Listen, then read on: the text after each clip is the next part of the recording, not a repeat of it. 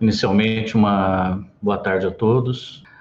Professor, eu tenho uma pergunta que, na realidade, de vez em quando, eu sou engenheiro agrônomo, hoje estou como diretor da Faculdade de Engenharia aqui de Solteira, mas sempre que eu vou conversar com meus alunos, eu procuro fazer com que eles sejam conscientes, muito mais do que um profissional técnico, eles têm que ter consciência, né?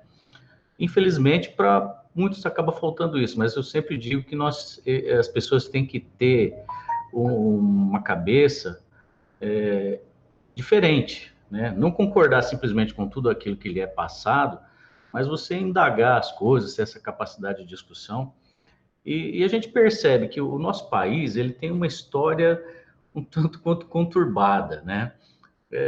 Então, isso é mais dentro do processo de discussão mesmo. Eu gostaria que você pudesse traçar um paralelo com tudo que aconteceu, porque nós tivemos uma coisa chamada no Brasil de império. O Brasil foi império. Quando eu escuto esse tipo de coisa, eu tenho um certo medo, né? Porque a gente percebe que o brasileiro continuou vassalo.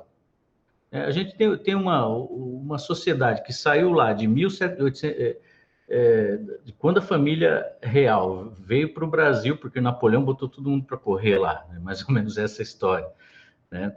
E aí eles vieram aqui falando, agora nós somos seus amigos. Mas na realidade, depois, na hora que eles voltaram para Portugal, levaram tudo aquilo que tinha de recurso aqui dentro. A impressão que fica é que essa nossa cultura aí entra dentro de um desses campos, né? Ela ficou acostumada a baixar a cabeça, a concordar com tudo aquilo que vem de lá de cima. Né? Parece, aí sempre a gente escuta aquela história, o brasileiro é muito pacífico. Não é que o brasileiro é pacífico, né? Eu acho que se criou essa cultura de passividade, né? A gente estava comentando agora há pouco, mas o grande problema, o pior da parte política da atual presidência da República é a loucura que ela exerce sobre as pessoas. Ela tem e ela tenta exercer isso como se todo mundo tivesse que ser louco. Desculpa falar dessa forma, né? Mas a minha visão, e o que eu gostaria de saber, de uma impressão de que quem entende do assunto, é se essa percepção ela tem alguma coerência. Quer dizer, nós passamos de um período em que nós somos chamados de império, mas na realidade continuamos como vassalos. Isso criou uma cultura para esse país que ela nos é prejudicial até hoje, né? Eu queria ouvir a tua impressão, professor. Obrigado. Boa tarde a todos. Eu queria novamente agradecer também ao professor Enio pela sua palestra. Eu sou Héctor Saint-Pierre, professor de Segurança Internacional do Campus de Franca, e atualmente sou coordenador executivo do Instituto de Políticas Públicas e Relações Internacionais também da Unesp. Eu achei muito interessante sua apresentação e realmente não acho que seja uma sociologia da fixação da forma, sino da mobilidade dentro de cada um desses campos. E me lembrava muito a história da ciência e da epistemologia, como alguns sociólogos da ciência a percebem enquanto concorrência, digamos, de grupos procurando hegemonia. E essa hegemonia vai determinando, logicamente, posições dentro do campo, distribuição de verba, distribuição de bolsas, corpo editorial, está nas associações científicas, definir quem pode apresentar um trabalho e quem não. Em última instância, definir o que é a ciência, é dizer, definir essa normativa interna ao campo, o que, utilizando um conceito talvez de outro campo, o subcampo, eu poderia chamar assim um pouco de maneira dura, soberania do campo, é decir, a possibilidade de decidir dentro do campo a normativa que regula essa concorrência, essa competência dentro do campo. Eu achei muito bom tudo isso, gostei muito e tenho meus parabéns. Eu perguntaria como fica essa autonomia ou essa soberania do campo da ciência e das instituições que formam a ciência, mais concretamente das universidades. Por sua vez, cada universidade é um campo, não um campo, mas um subcampo onde também se dão concorrências pelo poder político, pelo poder intelectual, pelo poder acadêmico, pela liderança, etc., etc. Mas como fica essa soberania universitária num Brasil onde o governador, o presidente pode definir quem será o reitor? Es decir, no apenas eso, sino también decidir quién va a ser el presidente de los CNPq o da CAPES, cuáles serán las líneas de pesquisa que serán privilegiadas. Você ve últimamente que ciencias sociales hemos sido bastante postergados en esta división, digamos, do capital primario do Estado. Es decir, quería escuchar tu reflexión, Enio, con relación a eso, es decir, esa interferencia de campos políticos, particularmente cuando tienen un gobierno tan ideológico como actual, que precisa justamente desprestigiar a ciencia y a universidades para impor su cosmovisión da sociedade, enfim. Então, eu fico muito grato pela tua palestra e agradeceria muito tua reflexão com relação a isso. Boa tarde. Boa tarde a todos. Primeiro, quero agradecer a brilhante palestra do professor Enio. Eu sou professor na área de etologia e bem-estar animal, sou zootecnista aqui da unidade de Ilha Solteira. Professor Enio, eu gostei muito quando você apresentou as mazelas ligadas a nosso comportamento social, econômico, né, relacionado ao poder. Né? A gente trabalha na área de produção animal e os congressos são com professores também na área de medicina, na área social e no campo da cognição. E relacionar a hierarquia de dominância com os processos de aprendizado faz com que a gente se coloque filosofando sobre o que também acontece dentro da universidade, nas discussões dentro das linhas de pesquisa, numa mesma área. Na minha temática, por exemplo, a linha dos behavioristas, dos psicologistas, e que tem pensamentos um pouco distintos dentro de um mesmo campo do conhecimento. Um defendendo mais os comportamentos aprendidos, os outros defendendo mais os comportamentos inatos que vêm com a herança genética, e aí transportando tudo isso aqui para a nossa vida social, econômica, acadêmica, interagindo a universidade com a comunidade. A minha pergunta, ela se debruça sobre qual a sua percepção sobre capacidade de conhecimento que nós vamos acumulando ao longo do tempo, e esse conhecimento, não só a capacidade, mas esse conhecimento acumulado nessa elite, de certa forma, entre aspas, acadêmica, pensante, e o grupo menos privilegiado socialmente, como foi colocado, e economicamente falando, sobre as decisões, as tomadas de decisões, quanto a se eu vou tendenciar a minha conclusão para A, B ou C linhas de pensamento. Será que o acúmulo de conhecimento muda essa tomada de decisão, ou isso independe do acúmulo de conhecimento e está ligado mesmo a uma herança genética que as pessoas trazem consigo? Muito obrigado. Bom, gente, muito obrigado, Enes, Hector e Marcos, pelas questões. Eu que agradeço, na verdade, e as questões são difíceis, né? Então eu vou... Já de antemão dizer que eu não tenho resposta acabada para nenhuma delas, né? Eu vou aqui sugerir pistas para a gente pensar juntos, né? Então, quanto à pergunta do Enes, né, de que nós continuamos um Brasil vassalo, né? E que isso talvez tenha gerado uma certa cultura da passividade, né? Bom, Enes,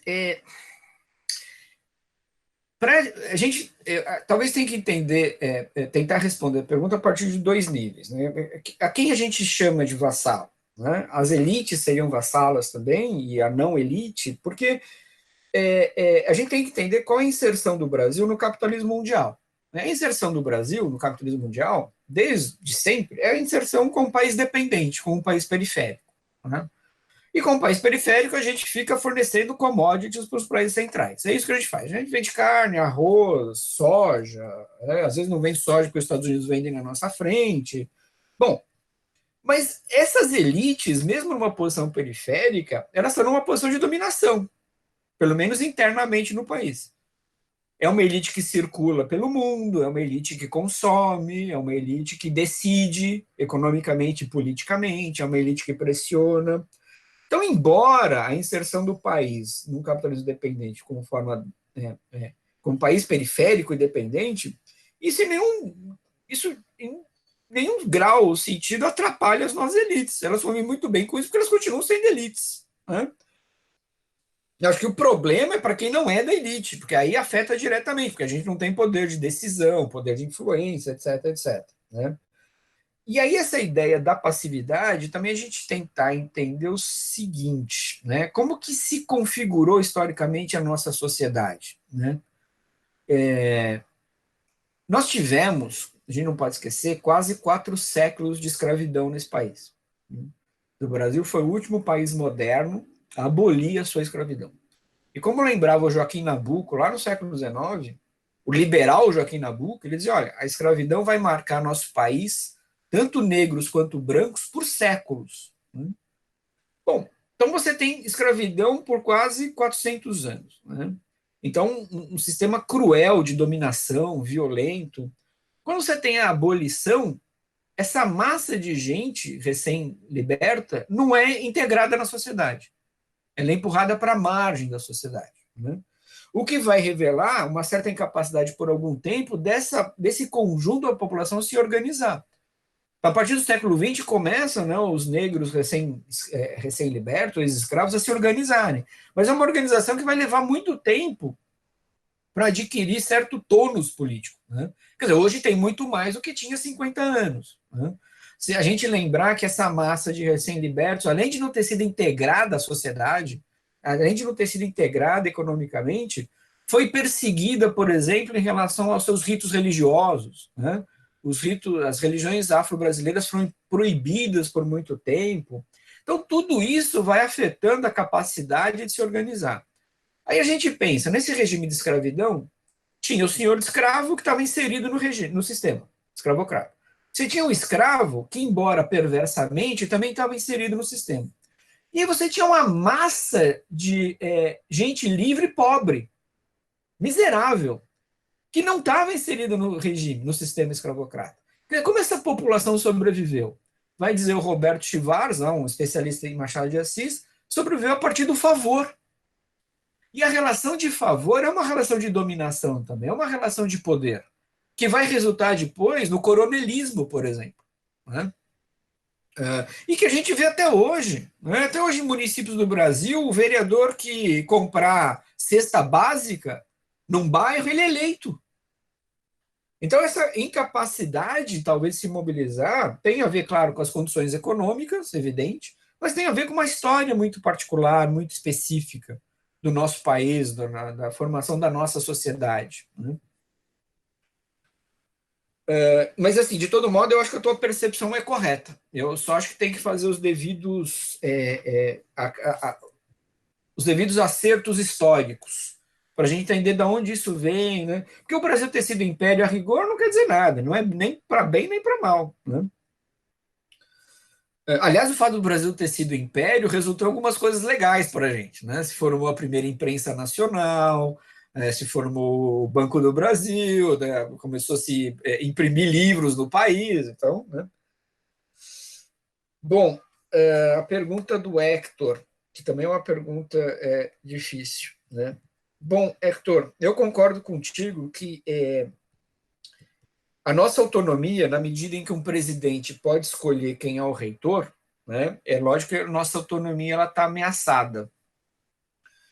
Mas, não querendo ser excessivamente otimista, eu também acho o seguinte. Primeiro, como a gente tem uma história de autonomia da universidade, aí é curioso, né, porque o Estado no Brasil é responsável pela formação da universidade. Né?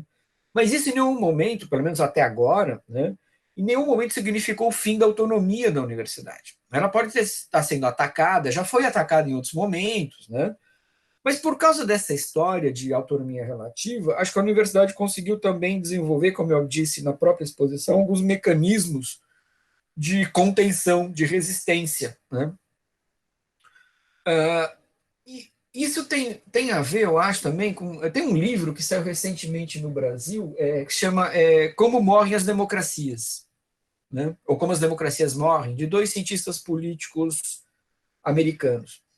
E esses cientistas políticos eles vão mostrando a crise da democracia em vários países do mundo, mas, inclusive o Brasil, né? Em alguns países ele vai dizer, olha, mas é curioso que, embora a democracia esteja em crise, a própria democracia conseguiu criar algumas grades de contenção. E aí ele fala particularmente da democracia norte-americana. Apesar do ataque, a despeito do Trump, esses mecanismos de contenção conseguem barrar algumas ações do próprio Executivo Federal. Se a gente transportar isso para a universidade, eu acho que tem algo mais ou menos parecido. A nossa universidade, por ter uma história de relativa autonomia, conseguiu desenvolver algumas grades de contenção, né, para poder resistir a esse ataque, né? E aí a outra coisa, eu acho que essa resistência também pode operar na vida, digamos, miúda, do dia a dia, sabe? Na vida cotidiana, né? E aí eu lembro um livro muito bonito de um antropólogo carioca, o José Sérgio Leite Lopes. Ele tem um livro muito bonito mesmo, que é até muito gostoso, ele chama O Vapor do Diabo. E aí nesse livro ele vai discutir, ele trata de uma, como é o nome daquelas fábricas que produzem tijolos? Olaria, né? Ele vai estar investigando uma olaria. E como aqueles trabalhadores resistiam à dominação do seu patrão, né? Eles não tinham sindicato, eles não faziam manifestações, eles não tinham, como eu vi, tem um professor aqui que eu achei boa a ideia, tem um megafone. Eles não tinham megafone, né? Como é que eles resistiam? Fazendo pequenos, digamos, pequenos golpes cotidianos. Tirava lá uma pecinha de uma máquina, que a máquina ficava uma semana sem funcionar. Às vezes mais, às vezes um mês. Porque tinha que vir, era uma cidade interior do Rio de Janeiro, né, afastada da capital, então tinha que vir um técnico da capital para aquela cidade, para aquela olaria. Então, os caras conseguiam resistir assim, né? Eu acho que a universidade também pode desenvolver, e acho que desenvolve, mecanismos de resistência cotidianos, né? Dentro da sala de aula, a maneira como a gente dá aula, a bibliografia que a gente elege, né, para discutir com os alunos, são nossas atividades de extensão. Então, de um lado, eu concordo com o Hector, que a universidade está sofrendo um ataque, a sua autonomia está sob ataque, mas em razão da sua própria história, ela também consegue desenvolver alguns mecanismos de contenção e de resistência, né? Alguns muito visíveis, né? Manifestação, os alunos tomam conta da faculdade, né? Os professores fazem greve, mas outras também mais invisíveis, né? Eu não tenho dúvida, Hector, a despeito desse governo, a gente vai resistir. A gente não vai desaparecer. Isso eu estou convencido. E a pergunta do Marcos, também complicada, né? Se essa capacidade de conhecimento acumulada por uma certa elite acadêmica, ela interfere quanto às tomadas de decisão, por exemplo, quanto à distribuição de recursos, etc, etc, né? Eu acho que tem duas coisas aí, Marcos. E aí eu vou usar o Bourdieu mesmo para tentar a gente conversar a respeito. De um lado, tem o capital cultural acumulado por essa elite, mas não só o capital cultural, né? Quer dizer, o capital cultural associado a certas posições que ocupam na universidade. Claro que na universidade, para você adquirir uma certa posição, algum capital cultural você vai ter que ter, né? É o seu capital social, né? A rede de relações que você constrói para ascender politicamente dentro da universidade, né? Então, tem, né, esses capitais todos envolvidos, não só o capital cultural, mas o capital social, a posição que ocupa dentro da universidade, se é uma posição de decisão ou não, uma posição central ou periférica, né? Mas tem a ver também, eu acho, com a origem social desses intelectuais, né? Você disse lá que trabalha na zootecnia, né? Você é zootecnista e trabalha com médicos, tá bom. No caso brasileiro, de maneira geral, qual a origem social desses profissionais, né? A origem social desses médicos, desses veterinários? Eu tendo a supor, se me corrija se eu estiver errado, uma parte considerável tem uma origem muito privilegiada, né? Então tem aquele hábitos que eu disse lá, que é o hábito de classe, que ele vai carrear esse hábitos de classe para dentro da própria universidade, ou para dentro de qualquer outro campo que ele esteja, né? Então ele vai reproduzindo visões de mundo, vai reproduzindo certos valores, certos costumes, né? Então, eu acho que para a gente entender essa relação que você estabeleceu entre a capacidade do conhecimento acumulado e a tomada de decisão, a gente tem que levar em conta os capitais acumulados, evidentemente, como você percebeu, mas também a origem social desses profissionais. Né? Quem são esses profissionais? Né? E por falar nisso, eu quero voltar rapidamente à pergunta do Hector, para falar das resistências. Eu não sei como é a Unesp, mas, por exemplo, as universidades federais, elas mudaram muito a partir das cotas. Né? Então, hoje, por exemplo, a Universidade Federal do Rio Grande do Sul, veja, eu estou falando do Rio Grande do Sul, que tem só 17% da sua população composta de negros e pardos, tá? Só 17%. Hoje, mais de 50% da população, dos alunos da URGS, são de origem humilde, pardos, negros. Né? Quando muda a composição da universidade, muda a universidade. Né? Porque vai ter mais pressão, vai ter outro tipo de organização, outro tipo de demanda, outro tipo de resistência. Então, eu acho que esse governo também atina para isso. Ele percebeu que isso mudou a universidade e também está atacando. Agora, isso já tem alguma história. Não dá para você eliminar do dia para a noite. Né? É isso, gente, por enquanto. Só esclarecendo que aqui na Unesp, 50% das vagas é destinada à escola pública e dentro dessas 50%, um percentual para preto, pardo e índio. Tá? Então, isso que ocorreu na URGS ocorreu também na Unesp, né? E mudou de fato, né, esse hábito, né? Chega agora na universidade outra mentalidade, outra forma de pensar também. Né? Boa tarde, Marcelo. Boa tarde, Enio, a todos. Obrigado pela sua palestra, Enio, e pela oportunidade de partilhar desses momentos aqui com vocês. Eu vou fazer um pequeno conjunto de questões, digamos que de aplicação ao debate que você faz de Bourdieu, especificamente a algumas disputas de poder travadas na universidade e entre as universidades. Né? Peço antecipadamente desculpas, tive que levantar em algum momento aqui por questões de teletrabalho, se for repetir algo que já foi colocado. Né? Mas, primeiro, eu queria que você aprofundasse um pouquinho a aplicação do que disse, a questão dos rankings universitários, né? Que no Brasil e no mundo, boa parte da política de pesquisa, de ensino, a política institucional das universidades acaba sendo pautada por esses rankings.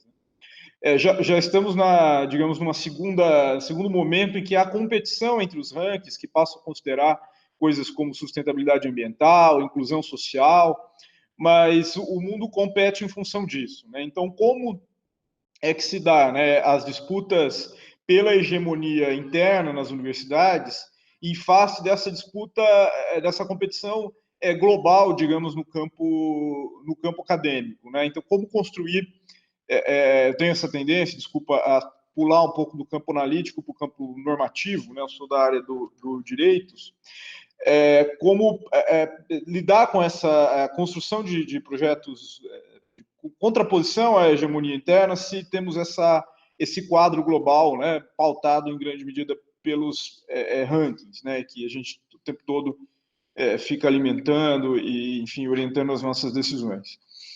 Na mesma linha, né, eu queria que você aprofundasse um pouquinho o comentário sobre a relativa autonomia entre os campos, né, e a maneira, não tanto que você já abordou, da questão política, do governo Bolsonaro, etc., mas como que o campo econômico tende a pautar aquilo que é priorizado nas universidades, nas agências de fomento e mesmo na valorização das carreiras. Né? E com isso eu passo a minha terceira questão dentro desse bloco de questões de aplicação que estou chamando, que é uma ideia, assim, colocada aí para problematizar, né, que a universidade é um ambiente plural, né? Óbvio que há um campo, há uma certa hegemonia sobre, enfim, quem é mais valorizado, o pesquisador que tem grandes financiamentos, que publica em grandes revistas, que é muito citado, ou aquele que se dedica mais à atividade extensionista. Há uma certa hierarquia. Mas aí a questão é que como conciliar essas diferentes visões sobre o que é a ciência, o que é a universidade, o que é o ensinar, né? Como pensar em políticas institucionais que permitam uma valorização dessas diferentes formas de conceber a universidade dentro de uma mesma universidade, né? Eu digo isso a partir de um trecho da sua fala inicial, né, sobre o que por o que competimos, né, por reconhecimento, por prêmios, por respeito, etc. Então, se as políticas institucionais não poderiam valorizar as diferentes maneiras de ser um docente de uma universidade pública no Brasil. Então, eram isso as questões de aplicação aí e normativas, digamos, a partir das suas considerações analíticas. Obrigado. Boa tarde a todos mais uma vez.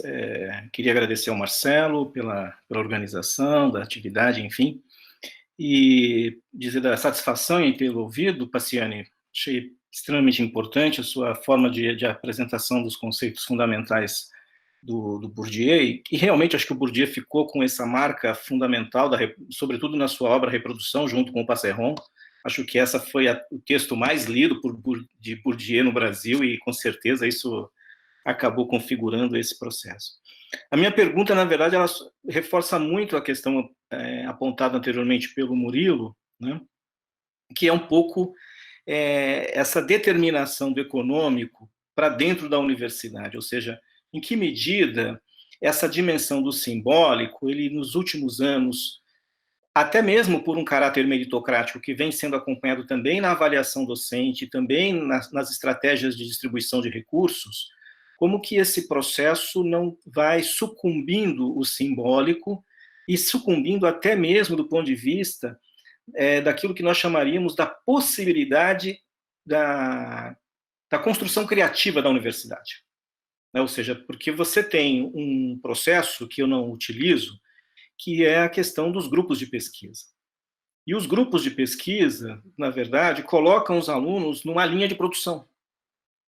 Diferentemente do que um aluno vem com um projeto, antigamente eu cheguei no meu professor, o Eliseu, né? Eliseu, eu tenho esse projeto, eu queria discutir o conceito de trabalho no livro didático de geografia. Eu escrevi o projeto e entreguei para ele.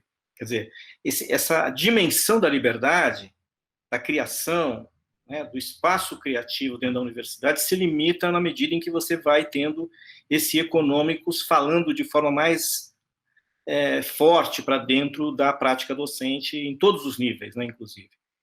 E isso me lembra um pouco, eu não sou um sujeito dos velhos, dos marxistas, né, então vamos chamar assim, mas eu gosto muito de um pós-estruturalista, que é o Foucault, acho que é um cara extremamente interessante do ponto de vista das análises, e ele traz para nós um conceito interessante da governamentabilidade, né? E esse conceito se amarra muito, né, com os processos de controle social estabelecidos pelo Estado e pela sociedade brasileira. Quer dizer, esse modelo de ciência não está estruturando uma governamentabilidade dentro das práticas educacionais, né? E em que medida isso também, de certa forma, nos impede de pensar outras formas organizativas na nossa própria instituição, por exemplo, rupturas com estruturas departamentais, enfim. Em que medida esses modelos já estão sendo, assim, colocados como um rigor de controle? Muito obrigado, um abraço. Boa tarde, professor Enio. Muito obrigada pela possibilidade de ouvir e debater um pouco sobre Bourdieu. E a minha questão, ela vai mais para o lado da questão do capital simbólico linguístico, né? E a gente está vivendo hoje essa questão do capital simbólico linguístico muito forte, né, no nosso cotidiano. E o conflito que acaba acontecendo e a polarização, né, porque nós estamos vendo basicamente a ciência, né, uma dicotomia entre a ciência e eu colocaria entre aspas, uma religião, né, que também pode ser ciência e política.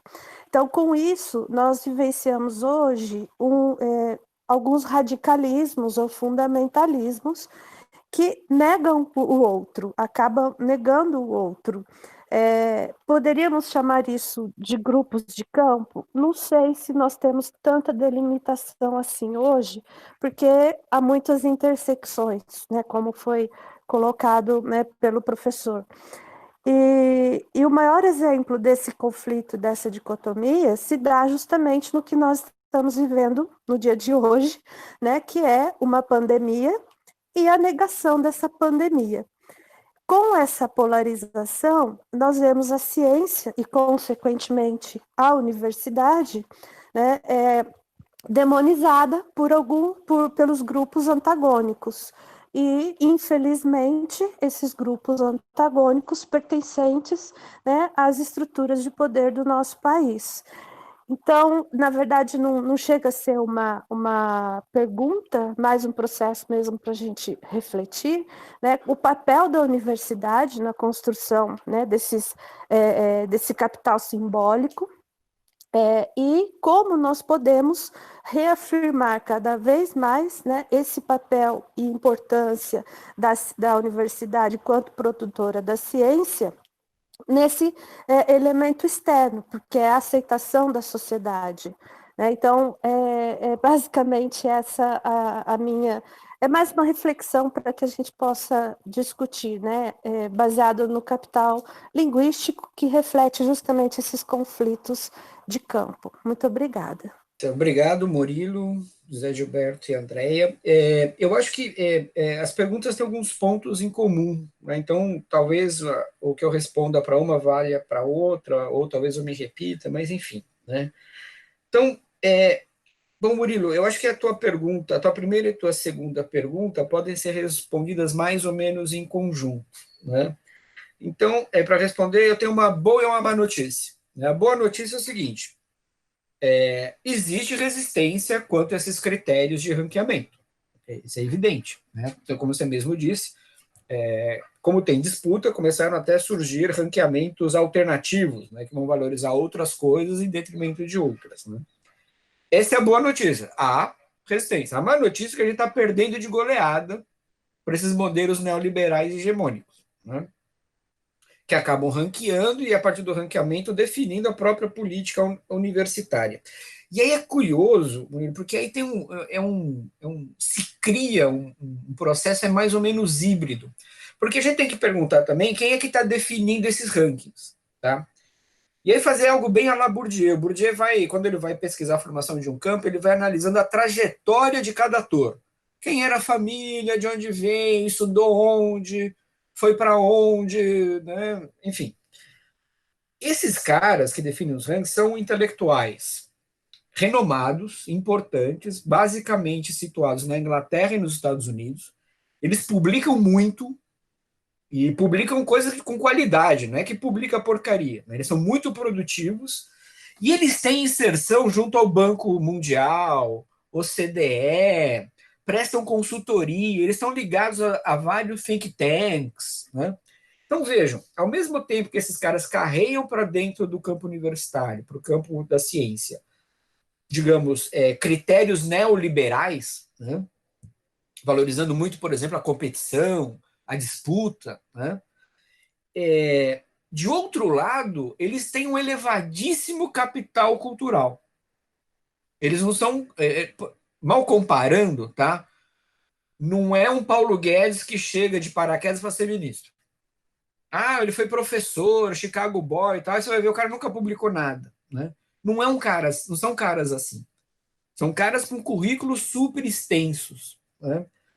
Então, como são caras renomados, caras importantes, são caras que conseguiram reunir muito capital cultural e muito capital social, em razão dessas suas relações. Banco Mundial, OCDE e por aí afora, né? E aí, assim, tem a resistência é tímida, ela é bem pouca, né? Inclusive em lugares que já resistiram muito, esses como a França, como o campo universitário francês, o campo universitário francês está meio se dobrando a esses critérios, né? Agora, como diz o Bourdieu, a gente está em disputa, então cabe a nós fazermos parte da disputa, né? Criarmos mecanismos criarmos alternativas, né? A gente não pode assistir passivamente a isso. E aí eu acho que a universidade, ela tem, e aí o que eu vou dizer agora, ela tem mais um pouco de relação com as três questões, com a do Murilo, do José Gilberto e da Andréia. A universidade, ela vem assistindo nos últimos 15 anos passivamente a esse processo. A gente meio que aceitou isso. A gente aceitou a ditadura do Lattes. Todo mundo faz por ter qualquer coisa para ter mais 2 linhas do lado. Né? Então, a universidade, aí quando digo universidade, eu incluo a nós mesmos, né?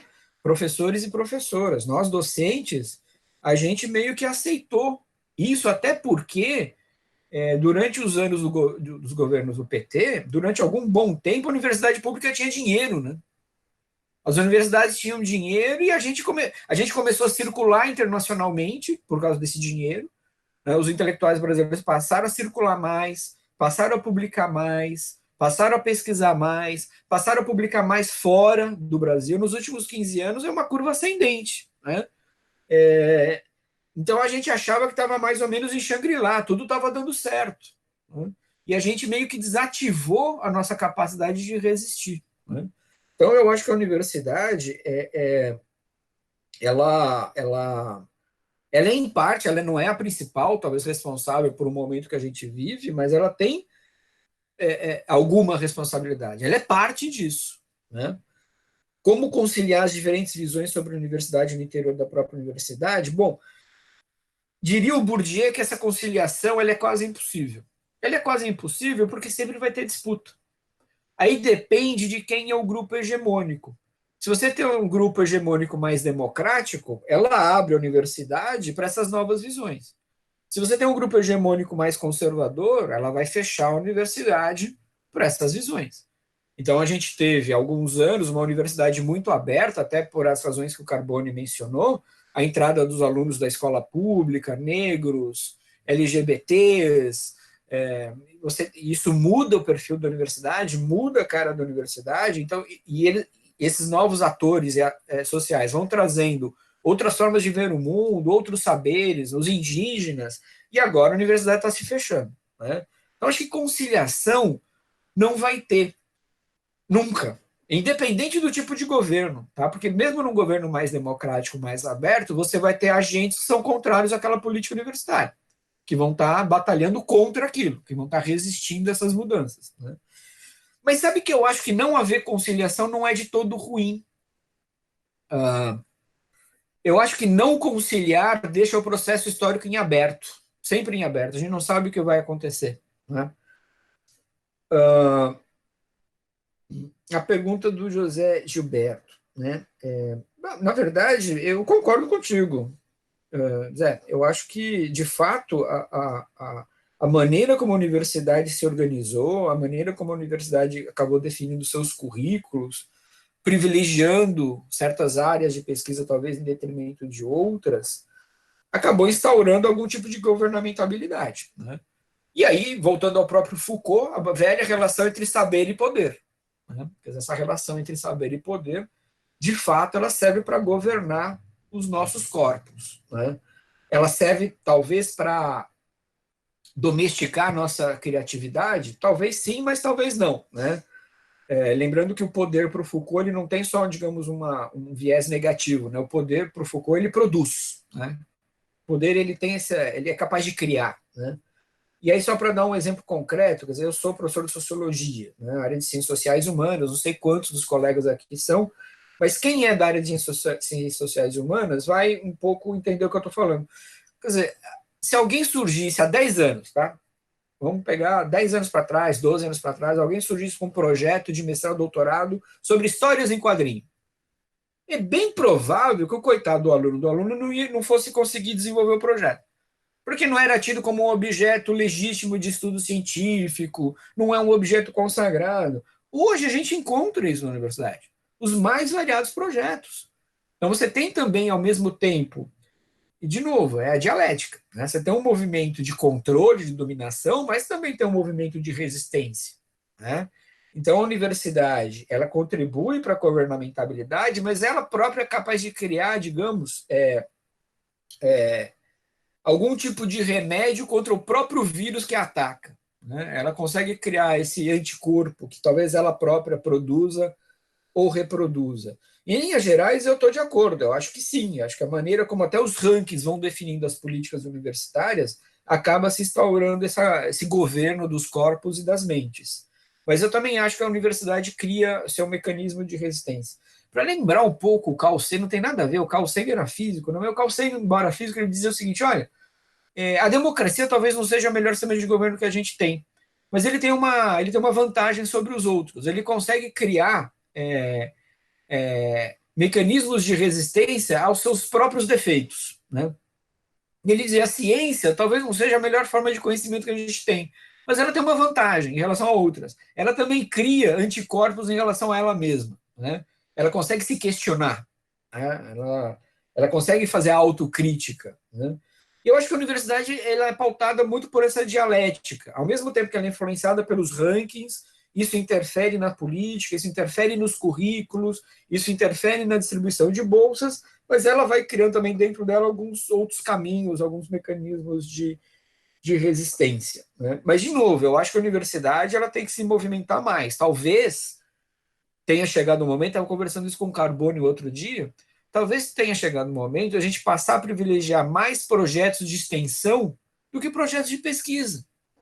Quer dizer, a universidade tem que levar seu conhecimento para além dela própria. A gente não pode ficar construindo conhecimento para ter mais uma linha no Lattes ou para ficar lá estocado na biblioteca, né? Quer dizer,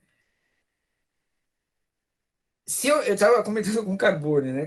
Aqui em Porto Alegre, eu sou, aqui na URGS, eu sou tutor de um grupo PET, que é o Programa de Educação Tutorial.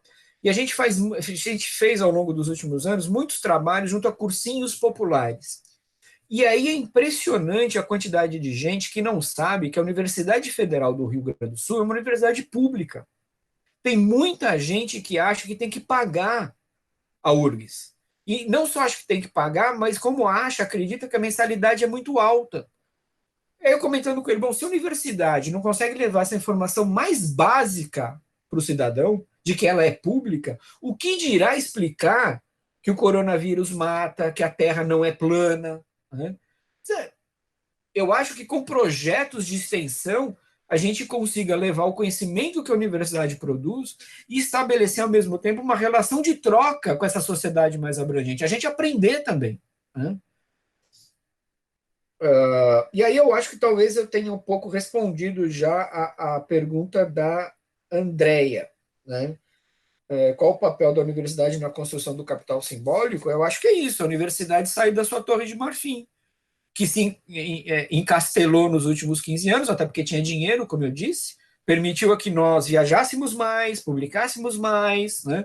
Melhorássemos os nossos currículos, porque tinha verba de pesquisa, tinha bolsa de produtividade, era possível adquirir recurso para viajar e participar de congresso, né? Então, acho que a gente ficou meio mal acostumado. Eu acho que o papel da universidade na construção desse capital simbólico, talvez, como eu disse, seja investir mais em atividades de extensão. A gente sair da universidade e ir para regiões mais periféricas, né? Colocar a universidade na sociedade, não se apartar da sociedade, né? Oi, boa tarde, agradeço imensamente a fala do professor Enio.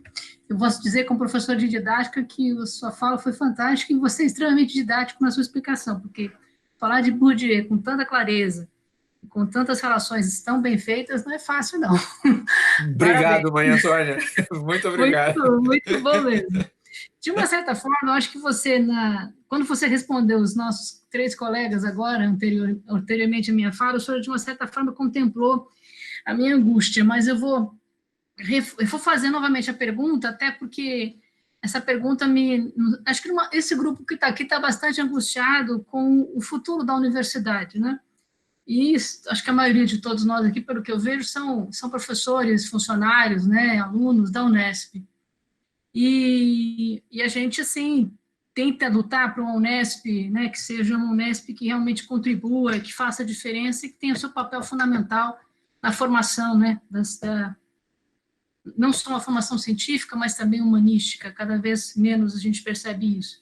E aí, ouvindo a sua fala, eu queria, assim, na sua opinião, né, como é que a universidade, enquanto instituição formativa, ela poderia promover mudanças paradigmáticas para que o campo cultural não seja engolido pelo campo político e pelo campo econômico? E aí você já deu algumas pistas e você disse assim, a universidade tem que ser resistência. E essa resistência pode acontecer de várias formas. E você deu um excelente exemplo de que a gente precisa ressignificar o lugar da extensão e, consequentemente, a gente vai ter que mudar a questão da própria, do espaço da pesquisa e do ensino. Então, e nós que estamos assim pensando em universidade, né, que eu penso que as federais também fizeram um caminho fantástico e tem uma contribuição maravilhosa para o contexto brasileiro e internacional, que também nos ensinam muito, né? Como é que vocês também veem as universidades estaduais paulistas? Eu gostaria de ouvir a tua opinião, como um professor de uma federal que tem uma contribuição fantástica. Como é que você gostaria que a Unesp, no teu ponto de vista, que Unesp você gostaria que a gente pudesse contribuir? Obrigada. Bom, Maria Antônia, obrigado aí pelos elogios. Acho que, de fato, o Bourdieu não é um autor fácil, mas também a gente está nessa estrada há tanto tempo que alguma coisa tem que aprender, né? Eu acho que eu meio que já respondi uma parte boa da tua pergunta, né? Eu acho que a universidade ela tem não abandonar a pesquisa científica, evidentemente que não, né? O momento atual mostra o quanto isso é importante, né? Mas eu acho que a gente tem que voltar, ou se não voltar, começar a valorizar a extensão. Eu acho que ela é fundamental para a universidade ter um papel social e político mais importante, né? Para a universidade não se trancar numa torre de marfim, para a universidade, de fato, se abrir para o mundo e se tornar, inclusive, mais democrática, né? Como eu estava dizendo lá antes para o Murilo, né? Quer dizer, se abrir para essas novas visões sobre o que é o mundo, enfim, né? E assim, a gente está em disputa, Maria Antônia. O que vai dar essa disputa, a gente não sabe. Agora a gente está em disputa, a gente está sendo atacado, e assim, vai passar o governo Bolsonaro, a depender do próximo governo, talvez a gente continue sendo atacado. A gente não pode achar que... A gente tem que aprender alguma coisa com o que a gente está vivendo.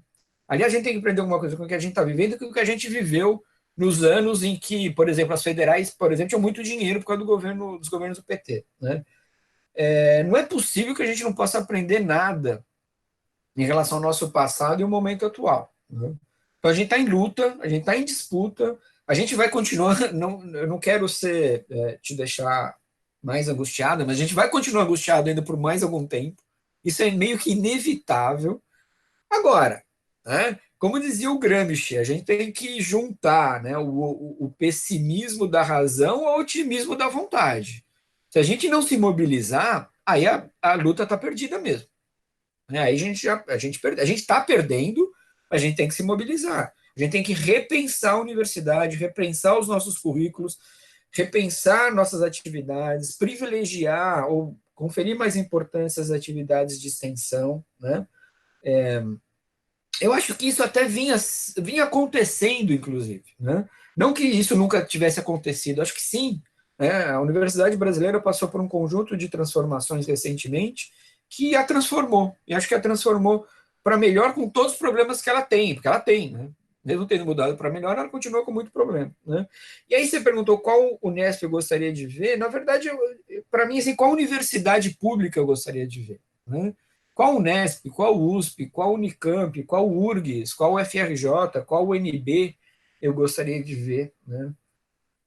Eu gostaria de ver essa universidade mais democrática, mais aberta, essa universidade que está recebendo gente diferente, gente que pensa diferente, gente que tem gostos sexuais diferentes, gente que torce para time diferente, que vê o mundo de outra maneira, que propõe outros mundos. Eu acho que aí a ciência e a arte têm algo em comum, que é propor outros mundos possíveis, né?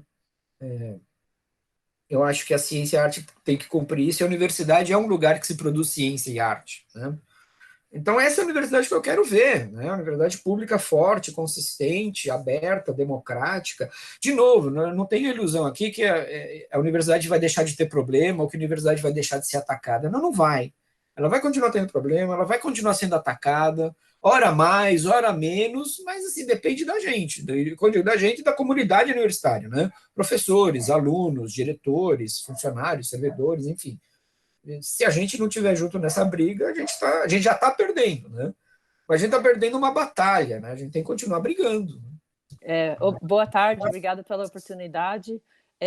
Talvez a minha pergunta é um pouco paralela à pergunta da Maria Antônia, mas é mais uma questão de luta interna. na universidade. Eu que estou da área de música, na área de artes, né, eu vejo que todo mundo fala que essa área tem muito valor, porém, na hora de avaliar a produção, pelo menos na Unesp, temos muita dificuldade de ter um entendimento, e tem muito essa questão ainda, a mais ampla escala, de humanas e de exatas. E como é que a gente pode tentar iniciar esse tipo de entendimento na universidade internamente? Se teria alguma solução para isso, onde a gente começa?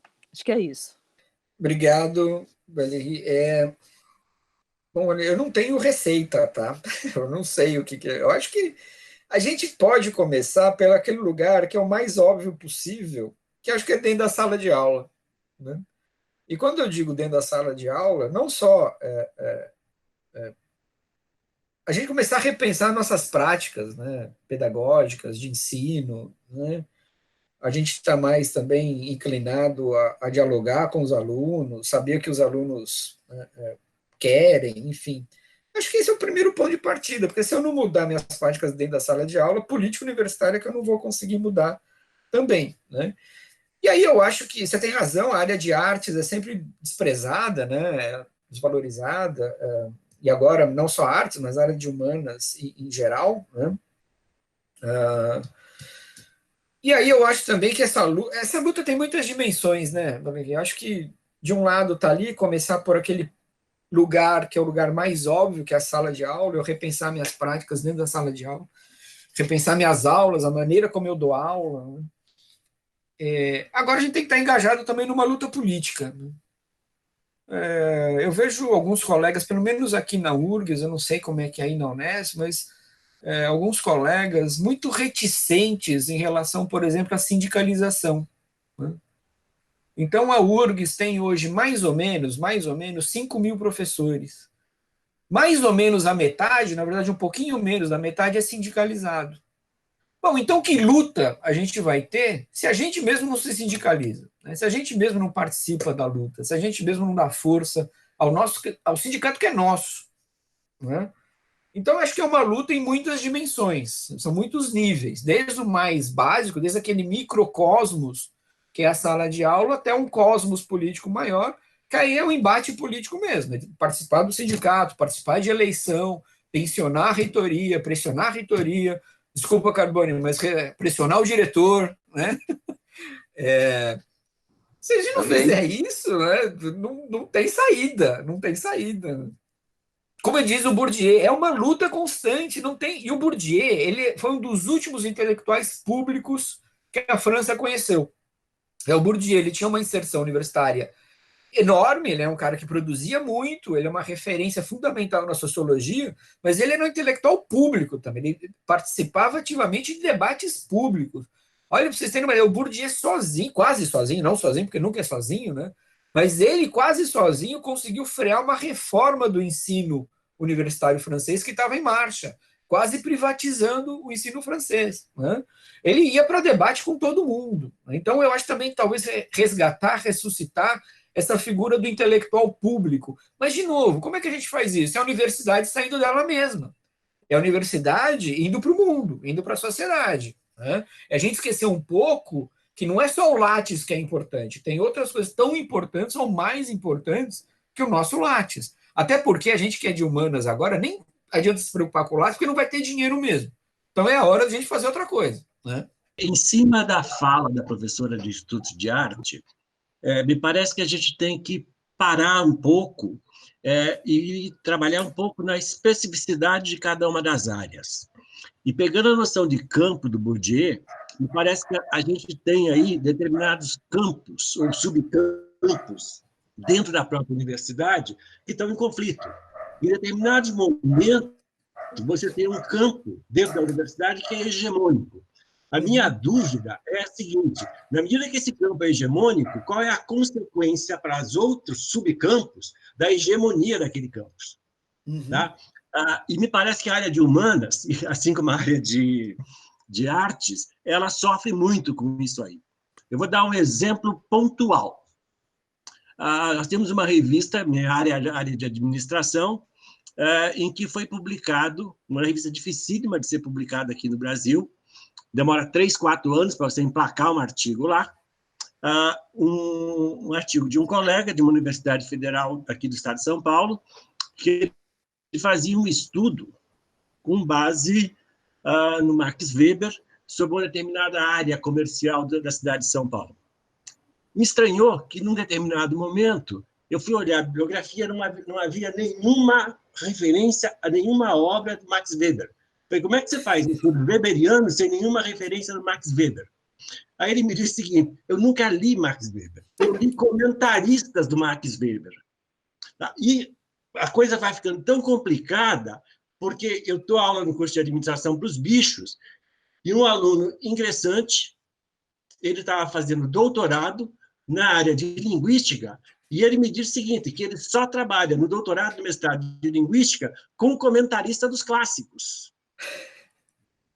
Olha a encrenca que a gente está se metendo e como é que a gente está perdendo qualidade do ponto de vista da pesquisa, na medida que a própria universidade está orientando a partir de uma regra que ela não é específica para a área de humanas.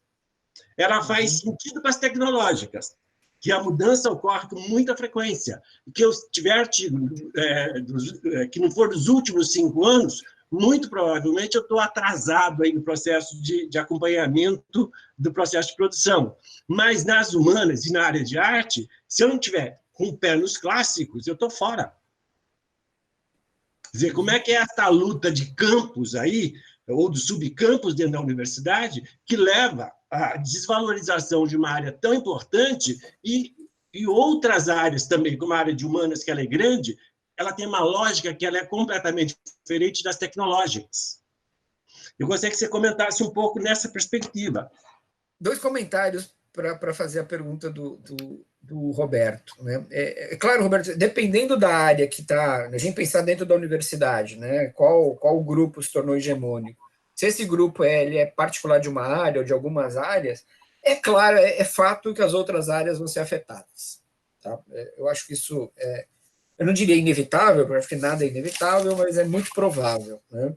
Mas isso é parte da disputa também. Né?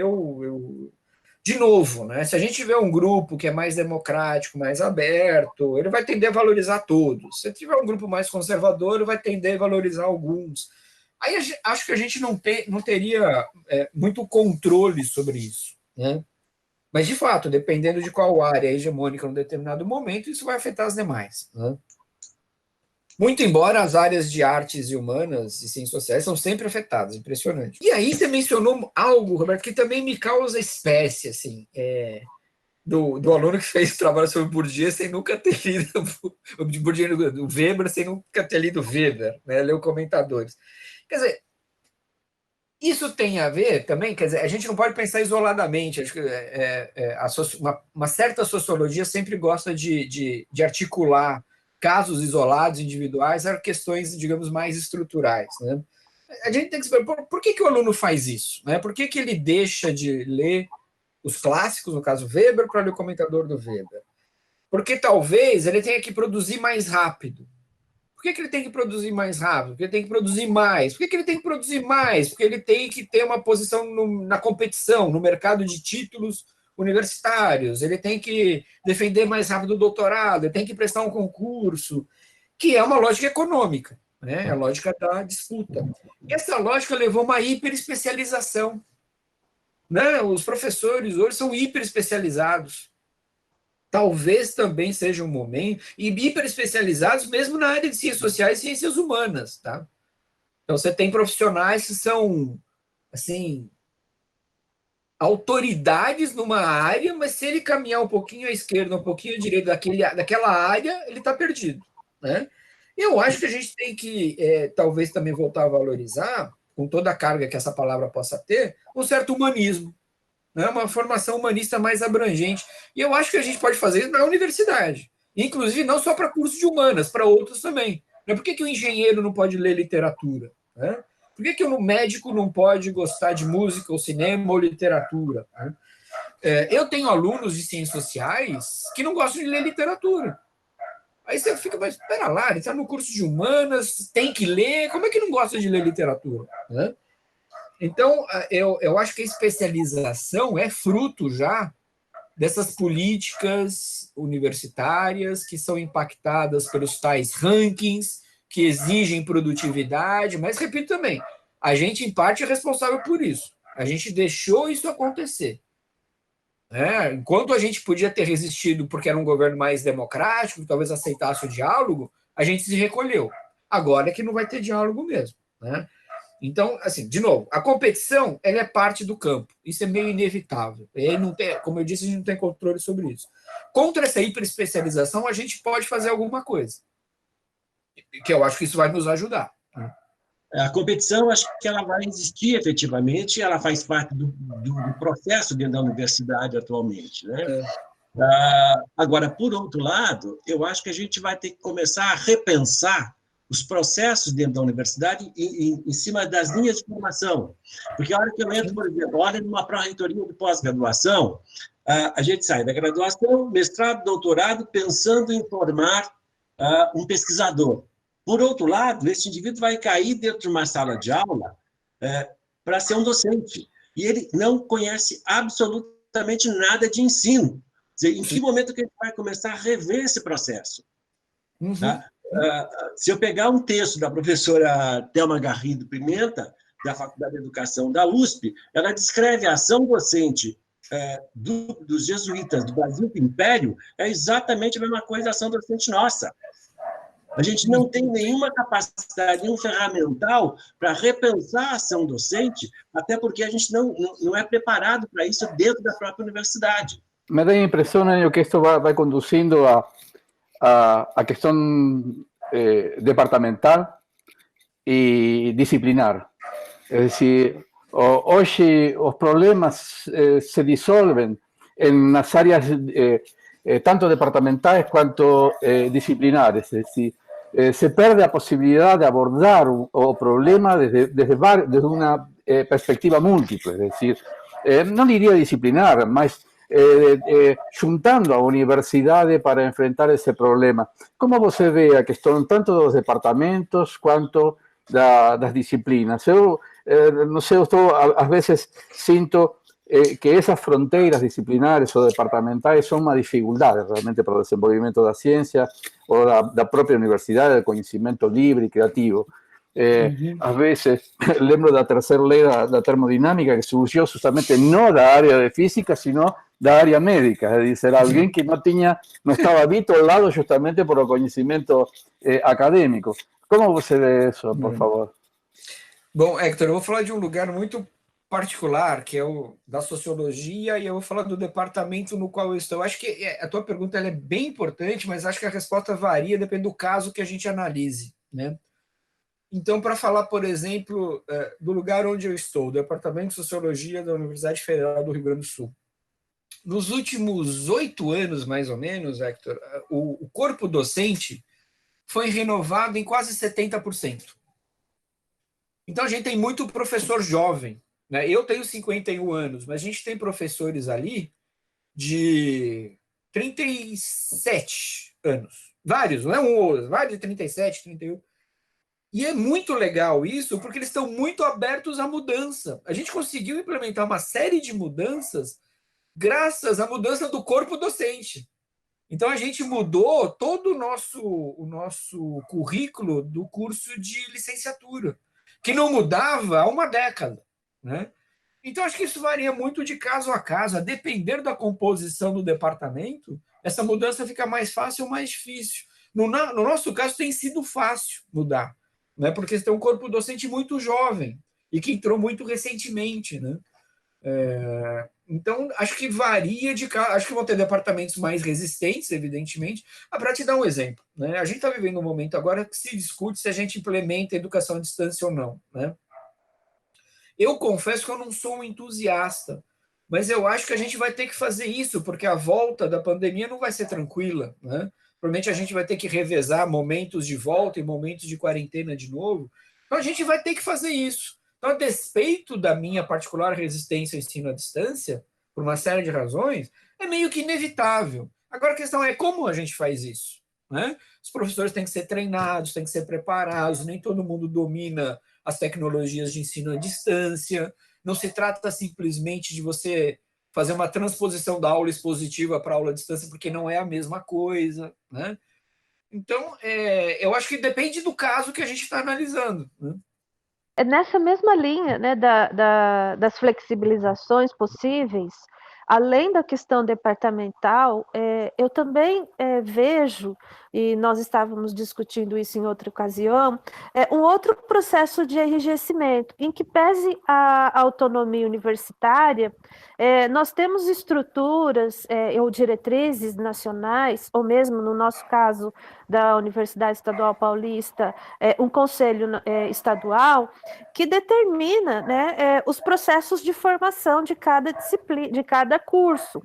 E isso faz com que a flexibilização, ela em si, possa não acontecer, porque as estruturas de formação disciplinares, elas estão enrijecidas.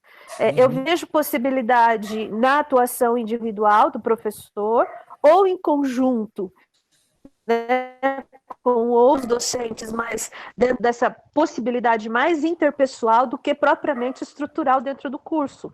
Então, nós temos alguns elementos limitadores, que não só departamental, mas também da própria estrutura do curso, né? Que se você, que pese a autonomia, que nós não temos, né? Se nós mudarmos essa estrutura, nós corremos riscos, né, sérios de processo formativo e reconhecimento.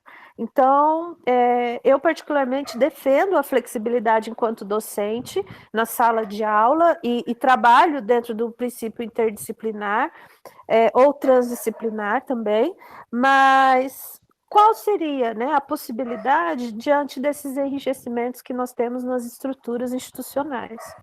Um grupo tem discutido a possibilidade da criação, viu, Enio, aqui na Unesp, de um centro de reflexão estratégica sobre a universidade. Isso seria uma boa ideia e teria bons frutos, eu acho, né? Eu acho que é por aí que, se a gente fizer essa junção com a fala do professor que teve a semana passada, como é que ele chama? Beluso? Não, Ângelo Del Vecchio, de criar esse centro de reflexão sobre a universidade, porque me parece que a hora que a gente pensa num currículo, a hora que a gente pensa num processo formativo educacional, ele tem que ser maior do que o tempo de gestão de qualquer que seja o dirigente daquele momento. Tá? E a gente consegue encontrar situações aí que são muito complicadas. Até, inclusive, premissas que estão sendo utilizadas para sustentar alguma posição que a gente está enfrentando hoje. E me parece que isso não é tão tranquilo assim. Tá? Eu acho que teve mudanças na legislação que flexibilizou um monte de coisa, mas a gente ainda está lidando com o processo, inclusive, de pensar currículo, sem nenhuma discussão de currículo dentro da universidade. Nós tivemos um ensaio muito rápido durante um processo aí da professora Sheila de pensar currículo. Não questiono se foi bom ou ruim, mas foi um ensaio. E a gente sai de uma legislação que ela amarra, que é os currículos mínimos, passa para as diretrizes curriculares, que dá uma flexibilidade maior para a universidade, que ela sequer sabe pensar qual é o currículo dela. Ela não diferencia nem o que é currículo do processo de projeto político-pedagógico. Tem questões que são muito mais por força de uma história da própria universidade que vem aí sendo muito tutorada e monitorada pelos órgãos oficiais, e no momento que a gente tem uma flexibilidade maior, a gente sequer sabe fazer com ela, o que fazer com essa flexibilidade. Isso já está claro. Se você pegar o parecer do Conselho Nacional de Educação, o 31, ele vai dizer assim, apesar das diretrizes, a gente vai conviver durante muito tempo com os currículos mínimos. E se eu olhar todas as mudanças de curso que foram feitas, elas estão do mesmo jeito que era 10, 15 anos atrás. Por questões históricas, por questões de manter o número de aula de professores, eu tenho regras que não me permitem flexibilizar, mas são regras internas. Tá? Então, acho que esse centro de pensar a universidade estrategicamente, deslocada de uma política, de uma gestão, eu acho que ela é central nesse momento. Eu vou falar da coincidência do apontamento que eu gostaria de fazer.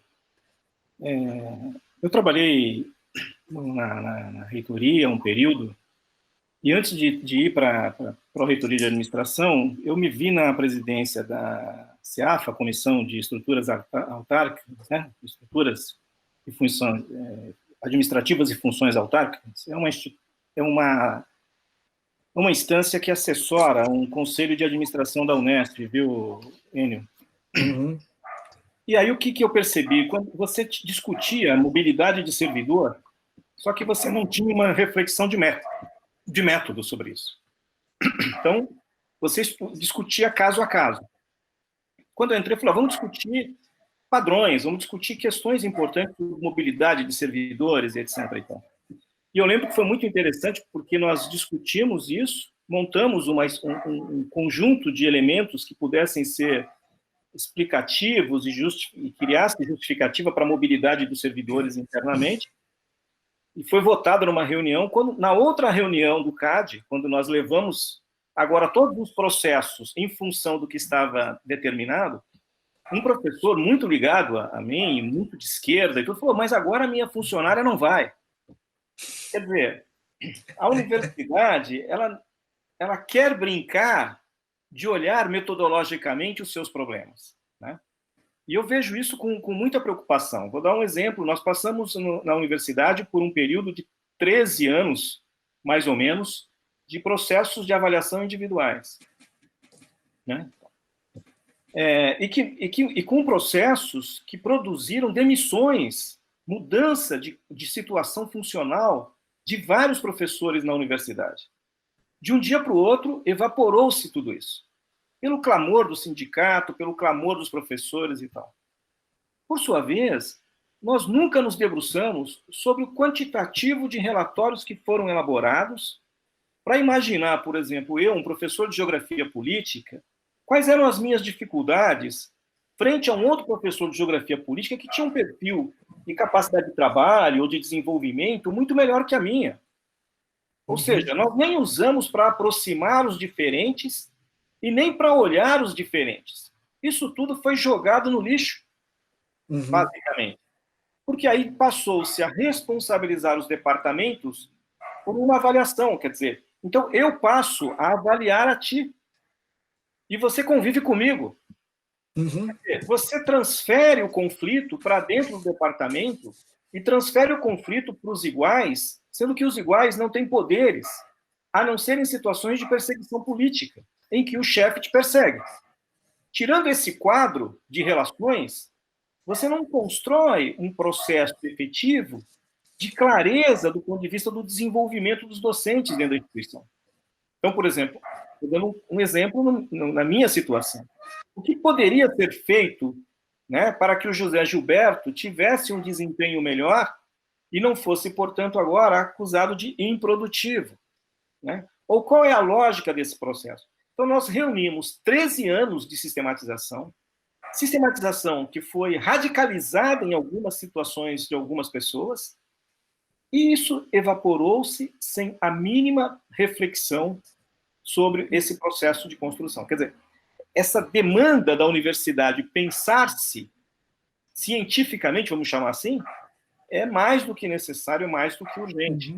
Não é possível mais tomarmos atitudes, tomarmos decisões sem pelo menos um perfil. Eu, quando implementamos esse processo aí, mais ou menos, eu estava na reitoria, foi em 2003, mais ou menos, 2006 mais ou menos, e eu defendia que nós tínhamos que passar 3 a 4 anos olhando o instrumento, sem nenhum tipo de abordagem, sem nenhum tipo de pressão.